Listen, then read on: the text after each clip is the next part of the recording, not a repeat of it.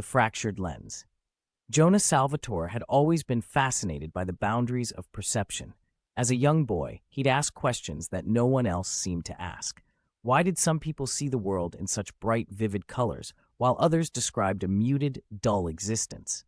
As he grew older, these questions only deepened, pushing him into the fields of neuroscience and quantum mechanics.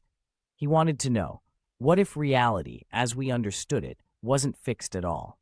What if everything we thought we knew was simply the product of the limits of human perception? Jonah sat in his lab, the dim light casting long shadows against the shelves.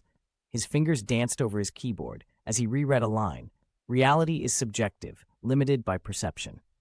To see more, we must first understand the boundaries we impose upon ourselves. What if perception itself was a creative process, one that shaped the very fabric of the world around us? With the release of new neurotechnologies, something felt different. The idea that reality might be altered through perception was no longer just philosophical, it was scientific. One evening, Jonah's thoughts drifted to an extraordinary creature, the mantis shrimp. This small marine creature had an astonishing ability. It could see polarized light, ultraviolet wavelengths, and an immense spectrum of colors. Jonah had always wondered, what would happen if a human could experience the world through the eyes of a mantis shrimp? How would the world appear? Would the laws of physics shift in response to a mind that could comprehend more than the limited spectrum of human perception? Jonah's phone buzzed. It was a message from Sarah Lynn, his colleague. Sarah was exploring the intersection of neurology and quantum consciousness with him. She was a brilliant, audacious scientist, and Jonah trusted her insights. Jonah, meet me at the lab. I found something that will change everything. Without a second thought, Jonah grabbed his jacket, already feeling his heart race. Something was different. He could feel it in his bones. Sarah was hunched over her desk. The glow of the projections bathed her face in a soft blue light. The lab was quiet, except for the faint hum of the machinery running diagnostics in the background. Jonah, look at this, Sarah said. It's all here, every piece we've been missing. Jonah moved closer to the holographic screen. A series of neural pathways glowed in the air, shifting and rearranging.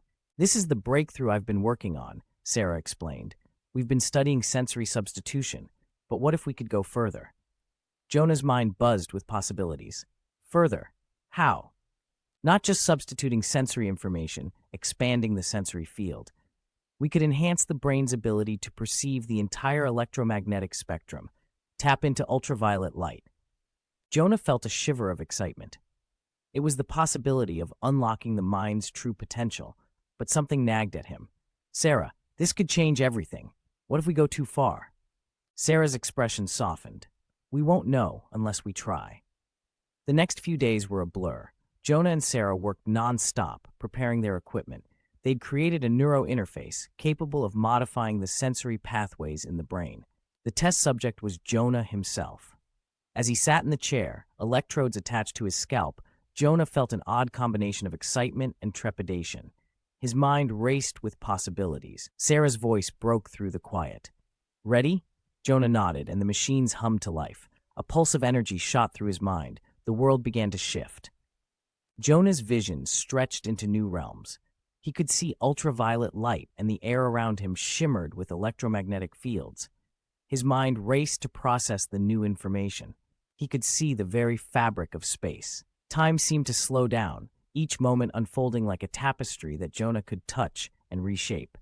The boundary between himself and the universe seemed to dissolve. The experience was both exhilarating and terrifying. Jonah's sense of self began to splinter. The universe was no longer just something outside of him, it was something he was a part of. His mind explored the new dimensions of perception. He could see quantum fluctuations of particles, but then something went wrong. Jonah's grip on reality began to slip. The flood of sensory data overwhelmed him. The walls of the lab around him seemed to dissolve. Jonah! Sarah's voice broke through the chaos. Jonah, hold on! Jonah tried to focus, but his mind was fracturing. He felt himself slipping into a deeper state of consciousness. Then, with a final effort, Jonah snapped back into the physical world. The sensations receded, leaving him gasping for air.